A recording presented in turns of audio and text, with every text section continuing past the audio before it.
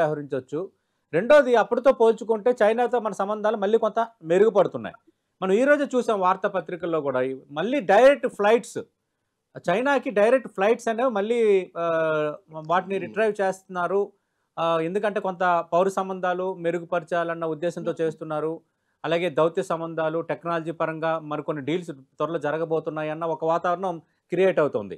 మరోవైపు Vladimir Putin కూడా భారత్ జోలికొస్తే మేమున్నాము. భారత్ ఏదైనా ఆహ్, ఆహ్, అంటూ కొంత సపోర్ట్‌గా గత 3 రోజుల్లో 2 స్టేట్మెంట్‌లు కూడా ఇచ్చారు. వీటన్నిటి నేపథ్యంలో రేపొద్దున మనకు సపోర్ట్ ఎలా ఉండొచ్చు? ఒకటి చూడాలండి. చైనా చైనాకి చైనా మనకి ఆపరేషన్ బోర్డర్ సింధూర్ 1లో ఇచ్చినట్టుగానే మళ్ళీ ఇప్పుడు పాకిస్తాన్‌కి మద్దతు ఇచ్చే ఛాన్స్ ఉంటుందా? 100% చైనా పాకిస్తాన్‌కి మద్దతు ఇస్తుందండి. హ్మ్. అందులో సందేహమే లేదు.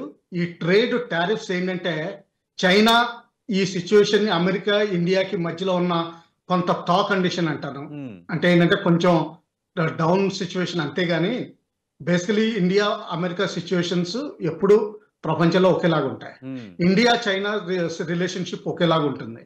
ఇది మధ్యలో ఏదో కొంచెం టెంపరరీ కింద అనుకోవాలి. హ్మ్. అది చైనా ఎక్స్‌ప్లాయిట్ చేయాలని చూస్తోంది. ఓకే. మనం కూడా ఏంటంటే ఇప్పుడు ఎక్స్‌పోర్ట్స్‌కి మనకి కొంచెం లిమిటేషన్స్ వచ్చినాయి. హ్మ్.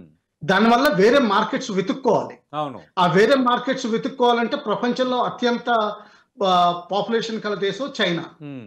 సో, ఆ విధంగా మనకి చైనా మార్కెట్ కావాలి. రైట్. అందుకని బహుశా ఈ ట్రేడ్ రిలేషన్‌షిప్‌లో కొంచెం వరకు మనం అమెరికాకు కూడా డెమాన్‌స్ట్రేట్ చేస్తున్నాం. హ్మ్. మేము ఇండిపెండెంట్ స్టాన్స్ తీసుకుంటాం. హ్మ్. అది కాకుండా చైనా తోటి కొంచెం ట్రేడ్ కండిషన్స్ ఇంప్రూవ్ అవుతున్నాయి. దాన్ని ఓకే. బట్టి ఓకే. చైనాకి, ఇండియాకి మధ్యలో సంధి కుదిరిందనుకోవడానికి ఏమాత్రం లేదు. ఓకే. ఎందుకంటే పాకిస్తాన్‌కి 80% armament and weapons in everything హ్మ్. ఇంక్లూడింగ్ సబ్‌మెరైన్స్ హ్మ్.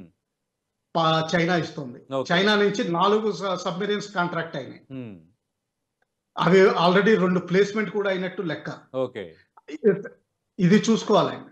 అలాగే చైనా ముస్లిం వరల్డ్‌లో హ్మ్. అజర్బైజాన్, టర్కీని తన కంట్రోల్‌లోకి తీసుకోవాలని చూస్తుంది. అది కూడా హలో? చూడాలండి. హలో? ఈ విషయంలో ఏంటంటే మనం ఏదో ఒక నెల రోజులకి ఏదో కొంచెం కండిషన్ మారినట్టు రైట్. మనం అనుకోకూడదు. లాంగ్ విజన్ పెట్టుకుని రైట్. చైనాకి మనకి ఎట్టి పరిస్థితుల్లో, ఎందుకంటే చైనాకి మనకి కేవలం రైట్. ల్యాండ్ బోర్డరే కాదు, అవును. టిబెట్ ఇష్యూ రానున్న రోజుల్లో విపరీతంగా పెరుగుతుందండి. హ్మ్. దలైలామా ఇష్యూ వస్తుంది. ఓకే. చాలా వస్తాయి. ఓకే. అలాగే ఒకవేళ తైవాన్ని తీసుకోవాలని చూస్తే హ్మ్. అప్పుడు కేవలం ఇండియానే ఆకస్కి హెల్ప్ చేయగలదు. రైట్. ఇంకా వేరే దేశంలో ఏది చేయలేదు. హ్మ్. అది గ్రహించాలి. రైట్.